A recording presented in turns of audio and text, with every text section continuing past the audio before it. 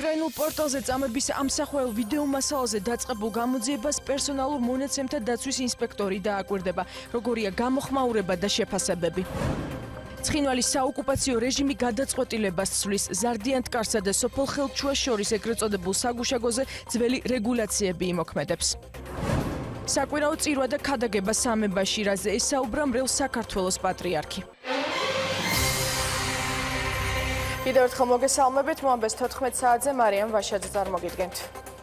უკრაინულ პორტალზე კადრების გავრცელებასთან დაკავშირებით, რომელშიც წამებისა და სექსუალური ძალადობის ამსახველი ფაქტები ენაჩვენები, გამოძიების პროცესს პერსონალურ მონაცემთა დაცვის ინსპექტორიც დააკვირდება. მოამბე თამარ ქალდანს ესაუბრა. პარალელურად კადრების გავრცელებასთან დაკავშირებით შეფასებები დილიდან კეთდება. ნიკა მოლდინაშვილი განავრცობს ახლა თემას მოამბის ღია ეთერში. ნიკა, გისმენთ.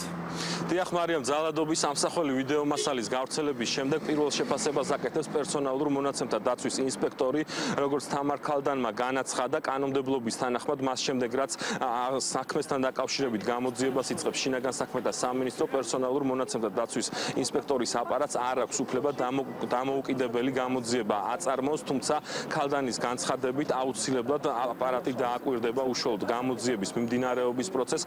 გარდა ამისა, თამარ ქალდანი გამოეხმაურა ასევე გუშინ გაკეთებულ განცხადებებს იმასთან დაკავშირებით, თუ რატომ არ განადგურდა აღნიშნული ვიდეო მასალა და როგორც მან განაცხადა, თავის დროზე მხოლოდ იმ მასალის განადგურება მოხდა, რომელიც პირადი ცხოვრების ინტიმურ მასალებს ასახავს, ხოლო რაც შეეხება ასეთი ტიპის ვიდეო მასალებს, ეს იმიტომ არ განადგურდა, რომ ეს გამოძიებას და საქმეში როგორც მტკიცებულება ისე არის ჩადებული.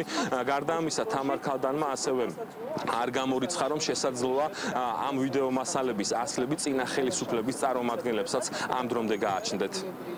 გამოძიებას ჩვენ ერთადერთი დაგვრჩენია დაველოდოთ გამოძიების შედეგს.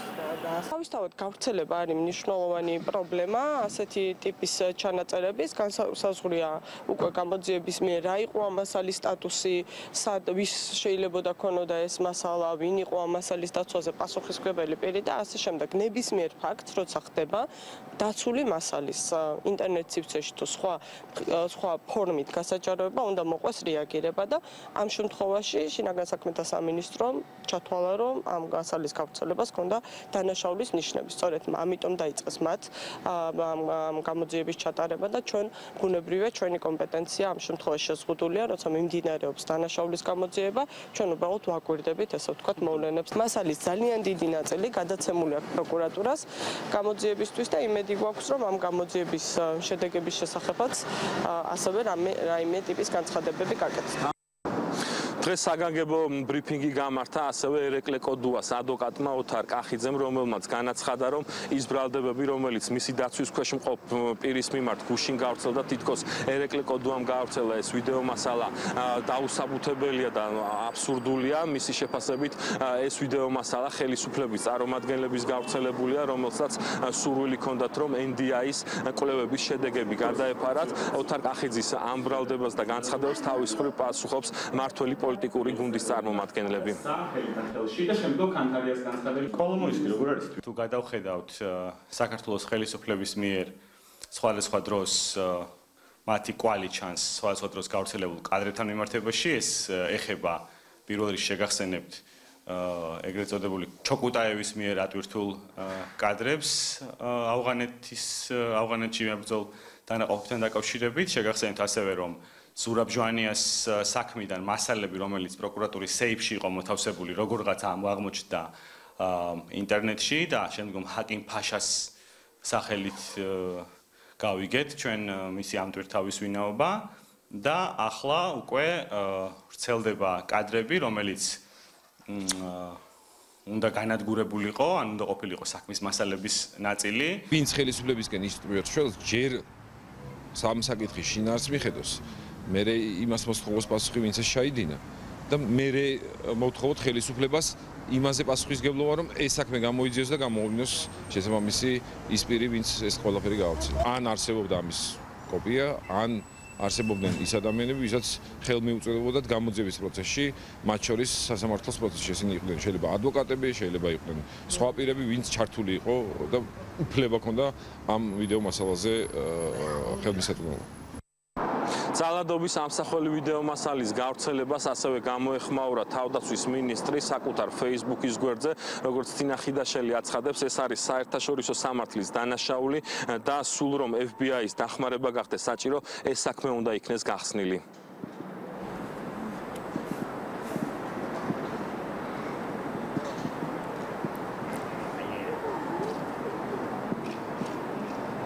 მადლობა ნიკა მოლოდინაშვილი საუბრობდა მოამბის პირდაპირ ეთერში. უკრაინულ პორტალზე კადრების გავრცელებასთან დაკავშირებით გამოძიება დაიწყო შინაგან საქმეთა სამინისტროს ცენტრალური კრიმინალური პოლიციის დეპარტამენტმა. გამოძიება საქართველოს სისხლის სამართლის კოდექსის 157 მუხლის მეორე ნაწილით მიმდინარეობს, რაც გულისხმობს პირადი ცხოვრების ამსახველი ინფორმაციის უკანონოდ გავრცელებას ინტერნეტის, მათ შორის სოციალური ქსელის, მასობრივი მაუწყებლობის ან სხვა საჯარო გამოსვლის მეშვეობით, რამაც მნიშვნელოვანი ზიანი გამოიწვია. განცხადებას ავრცელებს მთავარი პროკურატურაც. უწყების ინფორმაციით უკრაინული პორტალის მიერ გავრცელებული კადრები ზუგდიდის რაიონის სოფელ ნარაზენის მიმდებარე ტერიტორიაზე მიწაში დამარხული კასრებში აღმოჩენილი ვიდეო მასალიდანაა. უწყების მიერ გავრცელებულ განცხადებაში ნათქვამია. 2011 წელს ორ პიროვნებას უკანონოდ აღუკვეთეს თავისუფლება და მიიყვანეს ზუგდიდის რაიონში ტყეში არსებულ სპეციალურად მოწყობილ კონსპირაციულ მიწურში, სადაც შინაგან საქმეთა სამინისტროს სამეგრელო ზემოსვანეთის მთავარი სამმართველოს უფროსის მოადგილე მეგის ქარდავამ, ამავე სამმართველოს თანამშრომლებმა კოხტა კოდუამ, დავით ჩაგინავამ, თავდაცვის სამინისტროს დეპარტამენტის უფროსის მოადგილემ კობა თოდუამ და თეიმურას ობერიამ არარსებული ტერორისტული აქტის მომზადების აღიარების მისაღებად სასტიკად ცემეს, გააშიშვლეს, დააბესმაგიდაზე დააწამეს. ამის შემდეგ აღნიშნულ პირებს ბოლომდე გატეხვის მიზნით მათზე განხორციელდა სექსუალური ძალადობა. აღნიშნულ სასტიკ ძალადობრივ ქმედებებს ვიდეოკამერით იღებდა კოხტა კოდუა.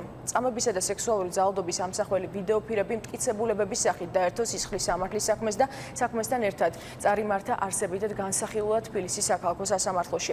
საპროცესო კანონმდებლობის მოთხოვნათა დაცვით მტკიცებულებები, მათ შორის ვიდეოფირები გადაეცა დაცვის მხარესაც. აღნიშნულ საქმეზე ბრალდების მხარის მრავალთვიანი მუშაობის შედეგად მოპოვებული მტკიცებულებების საფუძველზე თბილისის საქალაქო სასამართლოს მიერ დამნაშავედ იქნა ცნობილი 11 პირი. ამჟამად მსჯავრდებულები მეგის ქარდავა და კოხტა კოდუა იმყოფებიან ნიმალვაში და მათ მიმართ მიმდინარეობს საერთაშორისო ძებნა. ნათქვამია პროკურატურის განცხადებაში. როგორ აწამებენ რეფორმატორები ადამიანებს ჩვენების მიღების მიზნით. ამ სათაურით წამების ამსახველი ვიდეო მასალა უკრაინულ საიტზე თუბუაზე გუშინ გავრცელდა. გამოქვეყნებულ ვიდეოში ასახულია მამაკაცის სასტიკი წამება, სექსუალური ძალადობა და შეურაცხყოფელი მოპყრობა, რის შემდეგაც იგი გამომძიებელს ჩვენებას აძლევს. ვიდეო სრულდება ბაჩო და დათა ახალაიების, მიხელ სააკაშვილის, გივი თარგამაძის, ზურაბ ადეიშვილის და ვანო მერაბიშვილის ფოტოსურათებით, წარწერით სამართალდამცავი ორგანოების რეფორმების შედეგი. ვებგვერდს არ აქვს მითითებული წყარო, რომელმაც ვიდეო მასალა მიაწოდა. მასალის გავრცელების საკუთარ ვერსიებზე საუბრობენ არასამთავრობო ორგანიზაციების წარმომადგენლები და ერთ-ერთი ბრალდებული ადვოკატიც. აუცილებელია, რაც შეიძლება სწრაფად დადოს გამოძიებამ ამ ფაქტთან დაკავშირებითაც და ვიმეორებ ზოგადად პროცესთან დაკავშირებით კონკრეტული დასკვნა. ვინ აკეთებდა ვიმეორებ ამას, რატომ აკეთებდა ამას, ვისი დაკვეთით აკეთებდა ამას, რა მიზნებს ისახავდა ის რასაც აკეთებდნენ, რომ მომავლისთვის ჩვენ მოყო დაზღვევილი ეს არ გააკეთა ჩვენმა სახელმწიფომ, ასევე მე ვფიქრობ, რომ პარლამენტს უნდა მიიღოს შესაბამისი პოლიტიკური გადაწყვეტილება. ჩვენ არანაირად არ ვარ დაზღვეულები, რომ ვიღაცას არ აქვს სადღაც შენახული დუპლიკატი. და კვლავ არ გამოიყრება სიბინძურები, მათ შორის ჩვენს ასე ვთქვათ ინტერნეტ სივრცეში. გამორიცხulis არის ჩემი აზრით, რომ დაცვის მხარეს, ანუ ადვოკატს მოიხდინა ამაზე კოპი და შესაბამისად ვიღაცისთვის გადაეცა, იმიტომ რომ ამაზე ძალიან ისეთ სისხლმავდელ პასუხისმგებლობა დაწესებული და კონკრეტული პირის პასუხისმგებლობის თვალსაზრისით შეუძლებელია ადვოკატმა ეს მოახდინოს. სასამართლოდან საერთოდ გამორიცხული, იმიტომ რომ სასამართლო არა ის ორგანო, რაღაც კუთხით დაინტერესებული იყოს კონკრეტული პირის პასუხისმგებლობაში მისცემ. პროკურატურას უნდა ვკითხოთ, საიდან მოხდა ამ კადრების გაჟონვა და შესაბამისად მისი გავრცელება. ვინაიდან თავად პროკურატურა იყო ამ კადრების შენახვაზე და დაცულობაზე პასუხისმგებელი. ერთიანი ნაციონალური მოძრაობის ოფისთან გამართულ აქციაზე დაკავებული თავისუფალი თაობის 3 წევრი ხელწერილი საფუძველზე გაათავისუფლეს შინაგან საქმეთა სამინისტრომ ადმინისტრაციული დარღვევის შესახებ სასამართლოს 2 საათის წინ მიმართა.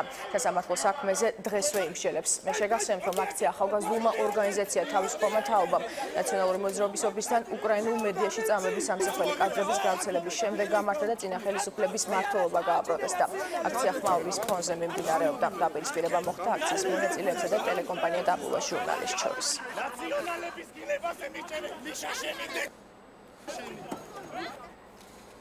და დღის სხვა ახალი ამბები საკვირაო წირვა და ქადაგება სამებაში. პატრიარქმა ქადაგებაში უცხოეთში მცხოვრებ ქართველებს სამშობლოში დაბრუნებისა და საქართველოში მოღვაწეობისკენ მოუწოდა. ილია მეორემ ასევე ადამიანურ ღირებულებებსა და ფასეულობებზე გაამახვილა ყურადღება. დღეს გრიგოლ ხანძთელის ხსენების დღე აღინიშნება, როგორც პატრიარქმა ქადაგებისას განაცხადა, მეუფე თეოდორემ სამღვდელოებასთან ერთად დღეს დილით ხანძთის ტაძარში წირვა აღავლინა.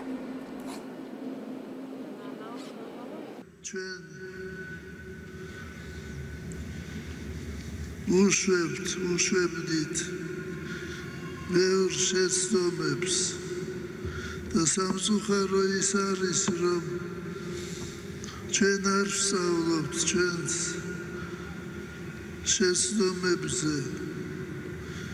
ჩვენ ან ვაიდეალებთ წარსულს, ან პირიქით ვგმობთ.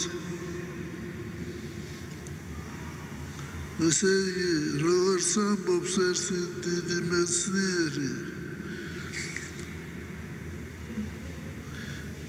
ფილოსოფოსები აღარ აყვავს, რომ განსაჯონ, გაანალიზონ წარსული აწყო და მომავალი, დაგვრჩა მხოლოდ კრიტიკოსები. თურქეთის ბაზარზე ერთ-ერთი უმსხვილესი კომპანია ჩალიქ ჰოლდინგი საქართველოში ინვესტიციების მოცულობის გაზრდას გეგმავს. ახალი საინვესტიციო პროექტების შესახებ ჰოლდინგის თავმჯდომარე საქართველოს პრემიერ-მინისტრზე საუბრა. პრემიერის პრესსამსახურის ინფორმაციით, კომპანია ახალი დარგით, კერძოდ საქართველოში ტექსტილის წარმოების განვითარებით არის დაინტერესებული. ამავდროულად ინვესტორი განაგრძობს მუშაობას სხვადასხვა საინვესტიციო პროექტზე, კერძოდ ტექნიკურ-ეკონომიკური კვლევის ეტაპზე აქვს რამდენიმე ჰიდროელექტროსადგური. ჩალიქ ჰოლდინგმა საქართველოს საპარტნიორო ფონდთან ერთად განახორციელა გარდაბნის ულტრათანამედროვე კომბინირებული ციკლის ელექტროსადგურის მშენებლობის პროექტი, რომლის საინვესტიციო ღირებულებამაც 230 მილიონი დოლარი შეადგინა. ჩალიქ ჰოლდინგი 17 ქვეყნის მასშტაბით ოპერირებს ისეთ სექტორებში, როგორებიცაა ენერგეტიკა, სამშენებლო, საფინანსო, ტექსტილის წარმოება, მედია და ტელეკომუნიკაცია. ცხინვალის საოკუპაციო რეჟიმი გადაწყვეტილებას ცვლის. გასულ კვირას დე-ფაქტო მთავრობის ხდომაზე მიღებული წინადადება ზარდიანთ კარსა და სოფელ ხელჩუას შორის ეგრეთ წოდებული საგუშაგოს გახსნის შესახებ, რომელსაც იმავე რეჟიმში უნდა ემუშავა, როგორც ეს ახალგორსა და პერევშია, არ დაკმაყოფილდა და ძალაში დარჩა ძველი რეგულაციები. გავრცელებული ინფორმაციით, მართალია ოკუპირებული ცხინვალის ეგრეთ წოდებული კგბ-ს გადაწყვეტილებით ადგილზე საგუშაგო ამოქმედება, თუმცა ამ გადასასვლელი სარგებლობა მხოლოდ მართულ ხარჯებს შორის მოყოლილ 17 მოქალაქეს შეეხება, რომელთაც საინფორმაციო აგენტოების ცნობით ეგრეთ წოდებული სამხრეთ ოსეთის მოქალაქეობა აქვთ. ადგილობრივები ამბობენ, რომ ამ რეჟიმით ადგილობრივი მაცხოვრებლები მანამდეც ახერხებდნენ მიმოსვლას და ახალი რეგულაციებით არაფერი იცვლება. ეგრეთ წოდებული მესაზღვრეების ნებართვით მოსახლეობას აქ გასვლის საშუალება კვირაში 3-ჯერ ჰქონდა, რაც ძალაში რჩება ცვლილებების სახით მხოლოდ საათობრივი რეგულაციები დაწესდა. წინათ კი მივდიოდით, მაგრამ ეხლა ვინა?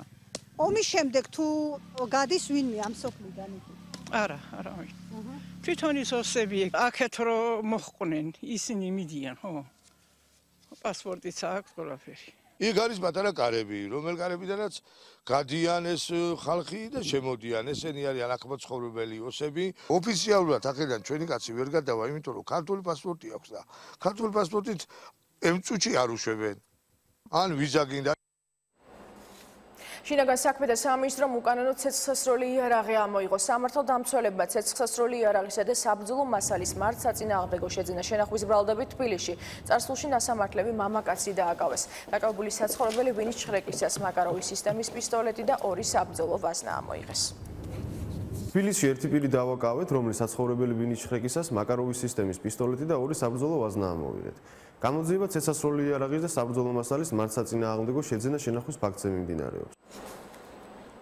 პარტია თავისუფალი დემოკრატების ტყიბულის რაიონული ორგანიზაციის ხელმძღვანელი თანამდებობა სტოვებს და ქართულ ოცნებას უერთდება. დავით კუბლაშვილის თქმით, გადაწყვეტილების მიზეზი ბოლო პერიოდში თავისუფალი დემოკრატებისა და ნაციონალური მოძრაობის ინტერესების თანხვედრა. კუბლაშვილის ინფორმაციით, მსგავსი გადაწყვეტილება თავისუფალი დემოკრატების რაიონული ორგანიზაციის სხვა წევრებმაც მიიღეს. კუბლაშვილმა დღეს ბრიფინგი პარტია ქართული ოცნების ქუთაისის ორგანიზაციის ოფისში გამართა.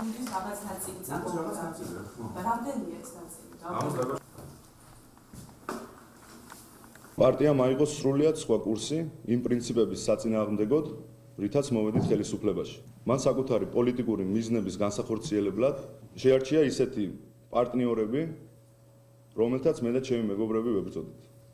ყოველივე აქედან გამომდინარე, ჩემი შემდგომი თანამშრომლობა თავისუფალ დემოკრატებთან წარმოუდგენლად მიმაჩნია. ტელეკომპანია რუსთავიორის მხარდასაჭერი აქციები საქართველოს 12 თვითმმართველ ქალაქში გამოსვლები, რომლებშიც მხოლოდ ქალები მონაწილეობენ, სიმბოლურად 12 საათზე დაიწყო.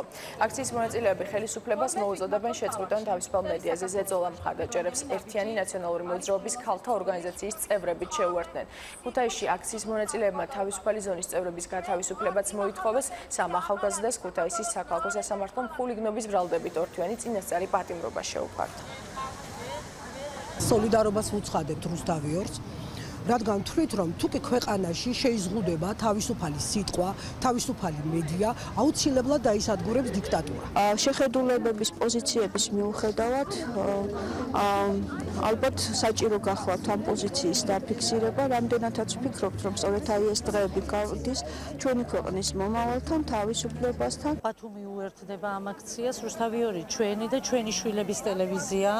შესაბამისად ძალიან მნიშვნელოვანია სწორედ ახლა ამ ეტაპზე ჩვენი ერთად დგომა. ნატო ხმელთაშუა ზღვაში მასშტაბურ სამხედრო სწავლებას იწყებს. 5 კვირიან წვრთნებში ალიანსის მოკავშირეებიც იქნებიან ჩართული. სწავლებაში სულ 36,000 სამხედრო, 230 ერთეული ჯავშან ტექნიკა, 140 თვითმფრინავი და 60 ხომალდი მიიღებს მონაწილეობას. ალიანსში ამბობენ, რომ ერაყსა და ჩრდილოეთ აფრიკაში არსებული არასტაბილური გარემოს გამო ნატოს სამხრეთ საზღვრების დაცვის სტრატეგია ესაჭიროება. სამხედრო სწავლება ხმელთაშუა ზღვაში ორშაბათს დაიწყება. UK has sent its biggest warship, the helicopter carrier HMS. შვეიცარიაში საპარლამენტო არჩევნები მიმდინარეობს. მოქალაქეებმა ნაციონალური საბჭოს 200 დეპუტატი და კანტონების საბჭოს 45 წევრი უნდა აერჩიონ. წინასწარი გამოკითხვების მიხედვით არჩევნებში გამარჯვებას კვლავ კონსერვატიული სახალხო პარტია ხმათა სულ მცირე 28%-ით მოიპოვებს. სიდიდით მეორე სოციალ-დემოკრატიულ პარტიას კი, რომელიც ევროკავშირთან უფრო მჭიდრო თანამშრომლობის ინიციატივით გამოდის, ხმათა 18%-ს უწინასწარ მეტყოლებენ. არჩევნებში საკუთარი ხმის დაფიქსირება სულ 5 მილიონამდე ამომრჩეველს შეუძლია. წინასწარი შედეგები საარჩევნო უბნების დახურვიდან რამდენიმე საათში გახდება ცნობილი. ფილიპინებს დღეს დილით ტაიფუნი კობუ დაატყდა თავს. მეოთხე კატეგორიის ქარიშხლის სიჩქარე საათში 250 კილომეტრს აღემატება. მტკიესთან ძლიერი წვიმაც ერთვოდა, რამაც ქვეყნის სამხრეთ კუნძულებზე წყალდიდობა გამოიწვია. ხელისუფლების გადაწყვეტილებით უსაფრთხოების ზომებიდან გამომდინარე 10,000-მდე მოსახლე თავშესაფარში იქნა გადაყვანილი. სტიქიამ ელექტროგადამცემი და კომუნიკაციის ხაზები დააზიანა, რის გამოც მოსახლეობის ნაწილი ელექტროენერგიის გარეშეა დარჩენილი. ამ დროისთვის ქარიშხალი ქვეყნის ჩრდილოეთით მეზობელი კუნძულებისკენ მიიწევს.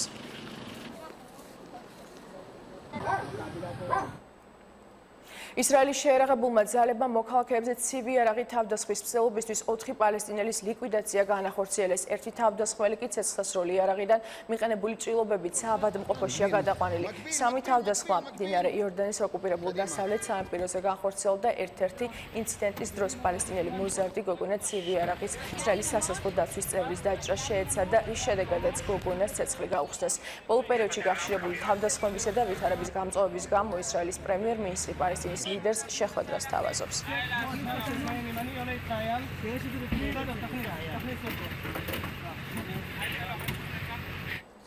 ერთი ადამიანი დაიღუპა და 4 დაშავდა ფლორიდაში ზომბების ფესტივალზე სროლის შედეგად. შემთხვევა ქალაქ ფორტ-მაიერში გვიან ღამით მოხდა. უცნობა პირმა ფესტივალის მონაწილეებს ცეცხლი გაუხსნა, შემდეგ კი შემთხვევის ადგილიდან მიიმალა.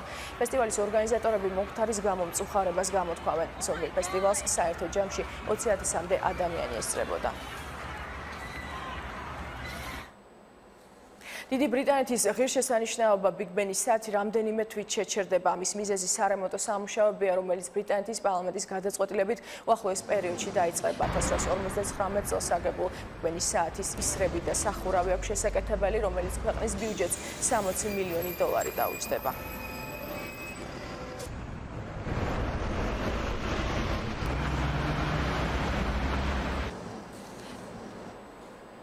თბილისობა 2015-ის ფარგლებში ვარდრობების სახელობის სკვერში ოლივერ და მარჯორი ვარდრობების ძეგლი გაიხსნა. დაძმა ვარდრობების ძეგლის შესაქმნელად თბილისის მერის მიერ გამოცხადებულ კონკურსში მოქანდაკე ჯუმბერ ჯიქიამ გაიმარჯვა.